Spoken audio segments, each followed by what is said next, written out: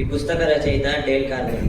ఈ పుస్తకం మనుషులతో ఎలా మెలగాలి, ఎలా మాట్లాడాలి, త్వరగాను సులభంగాను స్నేహితులను ఎలా సంపాదించుకోవాలి, ఎదుటివారు మీతో ఏకీపించేటట్టు ఎలా చేయాలి, మంచి వక్తగా రూపుదిద్దుకోవడం, తోటివారిలో ఉత్సాహాన్ని నింపడం వంటి విషయాలను సరళంగా తెలియజేస్తుంది.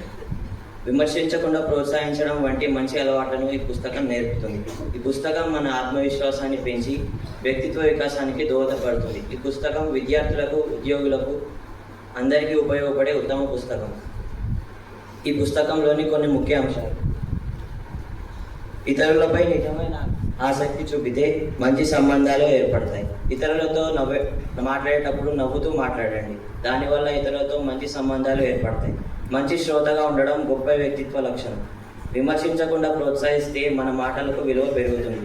చిరునవ్వు మరియు మంచి మాటలు మనల్ని అందరికీ ఇష్టమైన వారిగా మారుస్తాయి. బలవంతం కాకుండా గౌరవంతో మాట్లాడితే ప్రభావం చూపించవచ్చు. ప్రతి వ్యక్తికి గౌరవం ఇవ్వడం విజయానికి మార్గం. ప్రతి మనిషి తనని పక్కవారు గుర్తించాలని అనుకుంటాడు. అది మనుషులకి, జంతువులకి ఉన్న తేడా. ఈ పుస్తకంలోని కొన్ని ఆలోచింపజేసే వాక్యాలు: మన మాటలు కాదు, మన ప్రవర్తనే మన విలువను చూపిస్తుంది.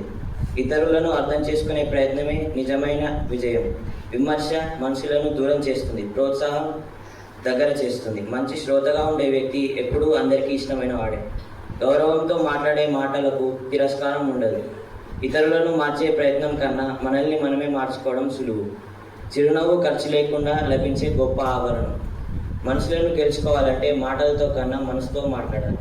నాకు ఈ అవకాశాన్ని ఇచ్చిన ప్రధానాచార్యుల గారికి మరియు అల్యూమిని అసోసియేషన్ శ్రీపదరామ్ గారికి ధన్యవాదాలు తెలియజేస్తున్న పుస్తక సమీక్షను ముగిస్తున్నాను. ధన్యవాదాలు.